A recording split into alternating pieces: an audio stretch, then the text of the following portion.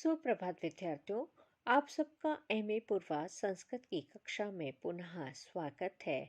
हम तृतीय प्रश्न पत्र में आचार्य विश्वनाथ द्वारा प्रणीत साहित्य दर्पण नामक ग्रंथ का अध्ययन कर रहे हैं। सर्वप्रथम आचार्य विश्वनाथ ने माँ सरस्वती का आह्वान किया, जिससे कि शास्त्र का ज्ञान भली भांति हो सके। तत्पश्चात अलंकार शास्त्र का प्रयोजन और काव्य प्रयोजन एक ही है, इस मत को उन्होंने रखा। काव्य प्रयोजन को बताते हुए उन्होंने लिखा है, चतुर्वर्ग फल प्राप्ति सुखात अल्पध्यामपि काव्यात् एव यतस्तेन तत्स्वरूपम निरूप्यते। सुखपूर्वक अल्प बुद्धि वालों को भी चतुर्वर्ग फल की प्राप्ति हो सके। चतुर्वर्ग अर्थात धर्म अर्थ काम मोक्ष की प्राप्ति हो सके, इसलिए ही काव्य के स्वरूप को हम निरूपित करते हैं। चतुर्वर्ग प्राप्ति काव्य के द्वारा होती है, वह कैसे? रामादिवत प्रवर्तितव्यम न रावणादिवत इत्यादि के द्वारा कृत्य और अकृत्य में प्रवृत्ति और निवृत्ति का उपदेश देने से काव्य के द्वारा चतुर्वर्ग अर्थात मोक्ष की धर्म अर्थ काम मोक्ष यह हमें प्राप्त होता है। भामा ने भी आचार्य विश्वनाथ के अनुसार ही धर्म अर्थ काम मोक्ष की प्राप्ति होती है काव्य के द्वारा, यह मत उद्धृत किया है और उन्होंने भामह के द्वारा लिखित कारिका को उद्धृत किया है। उसके पश्चात आचार्य विश्वनाथ कह रहे हैं कि चतुर्वर्ग प्राप्ति का सरल और सुखद साधन काव्य ही है। इस मत की पुष्टि में वे गद्यांश लिखते हैं, वह इस प्रकार है। किंच काव्यात् धर्म प्राप्ति भगवन् नारायण चरणा अरविंदस्तवादीनाम एकः शब्दः सुप्रयुक्तः सम्यक् ज्ञातः स्वर्गलोके कामधुक् भवति इत्यादि वाक्येभ्यश्च सुप्रसिद्धे। अर्थात चतुर्वर्ग फल प्राप्ति पुरुषार्थ चतुष्ट है कि फल की प्राप्ति कैसे हो रही है? काव्य धर्म प्राप्ति, सबसे पहले धर्म के लिए बताते हैं। चतुर्वर्ग का पहला सोपान धर्म है और धर्म कैसे प्राप्त होता है काव्य से, उसको स्पष्ट करते हुए आचार्य विश्वनाथ कहते हैं कि भगवान नारायण के चरण कमलों में जो स्तोत्र आदि हैं उसे अच्छी प्रकार से जानकर और प्रयोग करने से प्रयोग किया गया एक भी शब्द इस लोक में और स्वर्ग लोक में इच्छा को पूर्ण करने वाला होता है इत्यादि वाक्य वेद वाक्यों में प्रसिद्ध ही है। फिर आगे अर्थ की प्राप्ति के लिए कह रहे हैं, अर्थ प्राप्तिश्च प्रत्यक्ष सिद्धा। काव्य से अर्थ या धन अभिष्ट विषय की प्राप्ति तो प्रत्यक्ष ही सिद्ध है। हमें प्रत्यक्षतः दिखाई देता है कि काव्य से अर्थ की प्राप्ति होती है। काम प्राप्तिश्च अर्थ द्वारेण, और काव्य से उत्पन्न धर्म के पश्चात अर्थ की और अर्थ प्राप्ति के पश्चात अर्थ के द्वारा काम अपनी इच्छा की पूर्ति होती है। काम की प्राप्ति भी अर्थ के द्वारा हो जाती है। तज्जन्य धर्म फलान अनुसंधानात् मोक्षो उपयोगी वाक्ये व्युत्पत्ति धायकत्वाच्च। काव्य से उत्पन्न धर्म के फलों में अपेक्षा न करने से मोक्ष की प्राप्ति होती है, अथवा मोक्ष के उपयोगी वाक्य उपनिषद आदि में व्युत्पत्ति कराने से काव्य से मोक्ष की प्राप्ति होती है। चतुर्वर्ग प्राप्ति ही वेद शास्त्रेभ्यो निरस्तया दुखादेव परिणत बुद्धिनामेव जायते।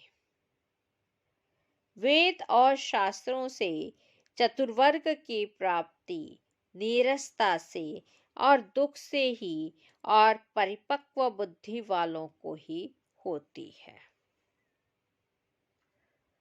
परमानंद संदोह जनकतया सुखादेव सुकुमार बुद्धिनाम अपि पुनः काव्यादेव।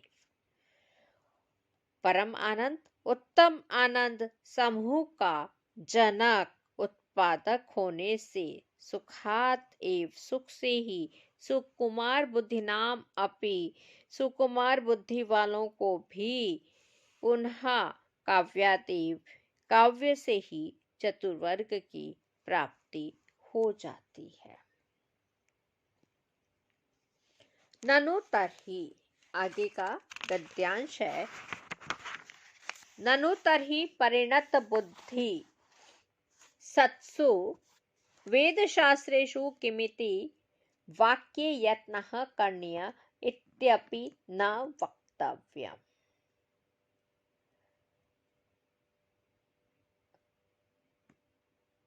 ननु तर्हि तब तो यह परिपक्व बुद्धि वालों को वेद और शास्त्र आदि के रहने पर काव्य में क्यों यत्न करना चाहिए। अपने पूर्व पक्ष को प्रस्तुत करने के लिए ननु का प्रयोग किया गया है और यह पूर्व पक्ष को प्रस्तुत करते हुए कह रहे हैं तब तो परिपक्व बुद्धि वालों को वेद और शास्त्र आदि के रहने पर काव्य में क्यों प्रयत्न करना चाहिए।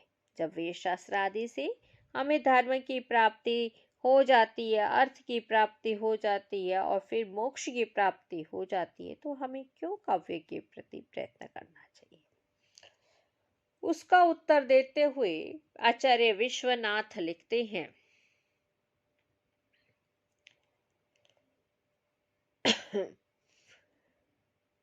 इत्यपि न वक्तव्यम, ऐसा नहीं कहना चाहिए। कटुकौषधोपशमन्यस्य रोगस्य शीतशर्करोपनिषत्वे कस्य वा रोगिणः शीतशर्करा पर्वती साध्यसी न स्यात्। अर्थात कड़वी दवा से हटाए जाने वाला रोग यदि चीनी आदि से दूर हो तो किस रोगी को चीनी आदि में प्रवृत्ति बेहतर नहीं होगी। इस प्रकार परिपक्व बुद्धि वालों को भी काव्य में प्रवृत्ति क्यों नहीं होगी। किंच काव्यस्य उपादेयत्वम् अग्निपुराणे अप्युक्तम्।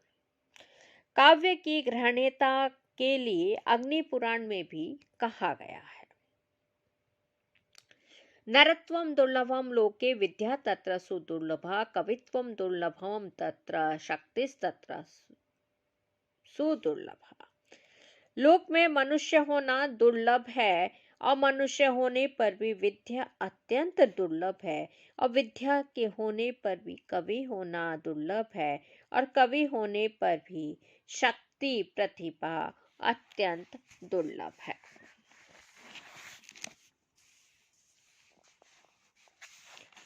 त्रिवर्ग साधनम नाट्यम इति च विष्णु पुराणे अपि।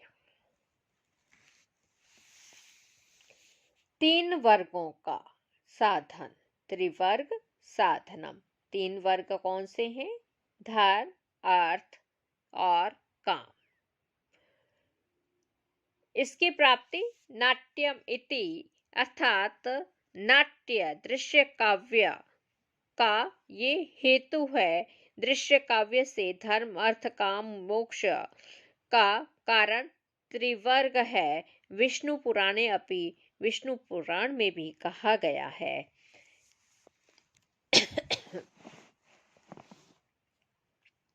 काव्यालापश्च ये केचित् गीतकान्य अखिलानि च शब्दमूर्ते धरस्येते विष्णोरंशा महात्मनः इति।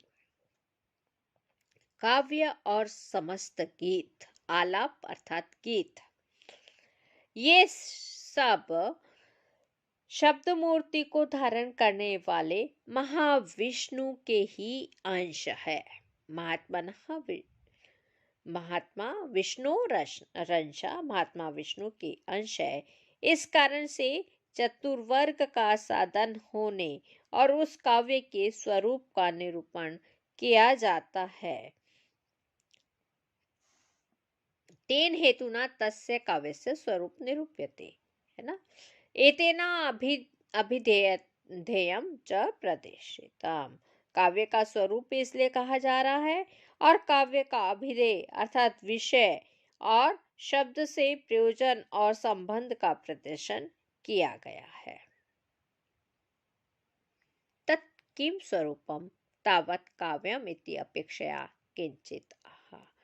और फिर ये कहते हैं इसलिए काव्य का स्वरूप क्या है, इसकी अपेक्षा से काव्य प्रकाशकार ने कहा है। किंचित आहा, किसी ने कहा है, अर्थात काव्य प्रकाशकार के ही काव्य लक्षण को ये प्रस्तुत कर रहे हैं। तद आदोषौ शब्दार्थौ सगुणाव अलंकृति पुनः क्वापि। दोष रहित गुणयुक्त अलंकारों से अलंकृत, परंतु कहीं कहीं पर स्फुट अलंकार से युक्त न हो तो भी ऐसे शब्द और अर्थ को काव्य कहते हैं।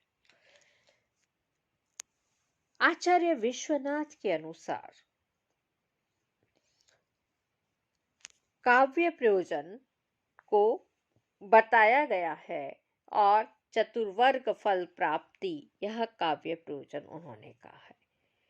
साहित्य दर्पणकार ने पूर्ववर्ती अलंकारिक आचार्य मम्मट के द्वारा निर्दिष्ट काव्य प्रयोजन, जो कि क्या है, यश प्राप्ति, अर्थ लाभ, लोक व्यवहार ज्ञान, अमंगल नाश, रसास्वाद और सरसोपदेश, इन प्रयोजन षटक की समीक्षा में काव्य और काव्यालोचन के पुरुषार्थ प्राप्ति रूप समान प्रयोजन का निष्कर्ष निकाला है।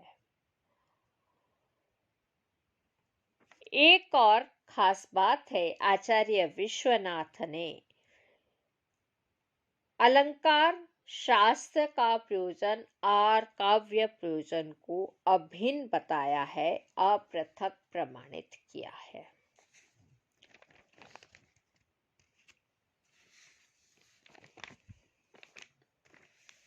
काव्य के प्रयोजन के रूप में वस्तुतः उसी का निर्देश आवश्यक है जो मानव जीवन का प्रयोजन है, मनुष्य के कृत्यों का उद्देश्य है। यह उद्देश्य अथवा प्रयोजन पुरुषार्थ चतुष्टय की प्राप्ति के अतिरिक्त और क्या हो सकता है। पुरुषार्थ चतुष्टय से ही लोक यात्रा प्रवर्तन समा जाता है। इस दृष्टि से चतुर्वर्ग प्राप्ति को रसात्मक वाक्य रूप काव्य की रचना और समीक्षा का समान प्रयोजन सिद्ध करना अत्यंत उपयुक्त है। रामादिवत वर्तितव्यम न रावणादिवत, यह काव्य का प्रयोजन चतुर्वर्ग प्राप्ति रूप प्रयोजन का ही एक संकेत है। शास्त्र का भी प्रयोजन चतुर्वर्ग प्राप्ति है, किंतु चतुर्वर्ग प्राप्ति के लिए शास्त्र मार्ग का अवलंबन अत्यंत ही कष्टकारक है। काव्य के द्वारा चतुर्वर्ग प्राप्ति में सर्वसाधारण का अधिकार है, क्योंकि काव्य के अधिकारी की योग्यता वर्णाश्रम धर्म का अनुपालन नहीं, अपितु सहृदय उसकी योग्यता है। इसी को आचार्य विश्वनाथ ने कहा है। और वे लिखते हैं कि शास्त्र से चतुर्वर्ग प्राप्ति दुस्साध्य है और सभी के लिए संभव नहीं है। काव्य का स्वरूप ही आनंदात्मक है, जिसके कारण काव्य से चतुर्वर्ग प्राप्ति सुख साध्य है और मनुष्य के लिए संभव है। वेदादि शास्त्र तो मानव जीवन के ताप संताप के निवारण के लिए कड़वी औषध स्वरूप है, किंतु काव्य वह मीठी खांड है जिसके आस्वाद में ही ताप संताप अनायास शांत हो सकते हैं। वैसे काव्य के सरस चतुर्वर्ग प्राप्ति रूप काव्य प्रयोजन को आचार्य रुद्रट ने भी स्वीकार किया है। मम्मट ने भी इसी बात को दोहराया है काव्य प्रकाश में, और वे लिखते हैं, कांतिव सरसतापादनेन अभिमुखीकृत्य रामादिवत् वर्तितव्यं न रामादिवत् इत्युपदेशम् च यथा योगं कवेः सहृदयस्य च करोति सर्वथा तत्र यत्नीयम्। किंतु आचार्य विश्वनाथ की यहाँ एक और विशेषता हमें दिखाई देती है। वह यह है कि उन्होंने कवि और सहृदय के अतिरिक्त आलंकारिक अथवा काव्य समीक्षक के लिए भी काव्य के प्रयोजन रूप में चतुर्वर्ग प्राप्ति का ही उल्लेख किया है। अब आपको काव्य प्रयोजन स्पष्ट हो गया होगा। अगले वीडियो में हम काव्य के स्वरूप के बारे में चर्चा करेंगे। धन्यवाद। आप लोग सब पुस्तकें साहित्य दर्पण की खरीद लें, जिससे कि आपको पढ़ने में और अधिक सुविधा और आनंद की अनुभूति होगी। धन्यवाद।